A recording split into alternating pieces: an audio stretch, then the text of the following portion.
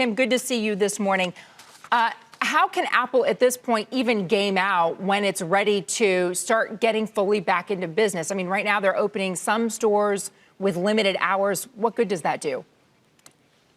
Well, certainly it's hard to game out what's going to go on with the coronavirus. You have China changing the way that they're diagnosing coronavirus to more of a clinical, not just a laboratory test. So the numbers are starting to scare people a bit.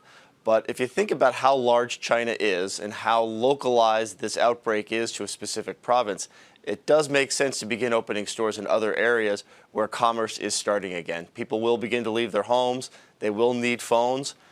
Maybe something like an iPhone is uniquely qualified to succeed when people are trying to shelter in place in a way to avoid contact. So there is some need for the phone. And the other aspect of that, this is not a product that people are going to not need or not buy in the future, even if they delay their purchases by a week, a month, or a year. Okay, so you think that the sales are coming, it's just a matter of when, not if. What about the supply chain? Because we know the Foxconn was ready to jump back into business and start, and the government said, wait, slow down there. So it's very slowly come back online. How does Apple try to manage those supply chain issues? Well, I think that's what Apple's been very, very good at for the last dozen years. And the supply chain is everything from the manufacture of the parts to the assembly of the phone to the shipping of the phone. And the assembly is happening all over the world. So Apple can shift assembly to places like India, places like Brazil, where Foxconn has set up other assembly lines. This is a situation where it's not just going to hurt Apple, it's going to hurt all cell phone manufacturers. It's going to hurt all services providers.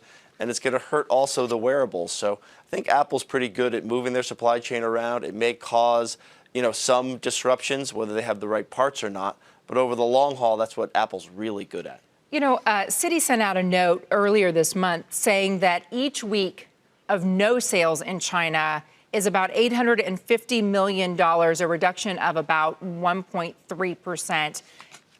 How sustainable is that kind of loss for Apple? I mean, is it just a blip on the radar? Well, when you have north of $200 billion in cash on the balance sheet, it's certainly not going to affect their ability to continue to innovate, continue to drive products, and continue to do what they do. And it's really hard to say that those are going to be lost sales. Those are just delayed sales. If you're in the cruise business or you're in the airline business, when somebody doesn't fly or doesn't fill that hotel room or that cruise ship berth, you never get that sale back.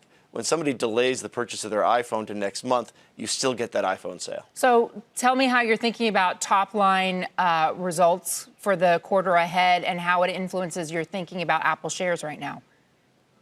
Well, in a way, the market's trying to discount 6 months from now. So it may be that coronavirus never gets fully reflected in the stock price of Apple.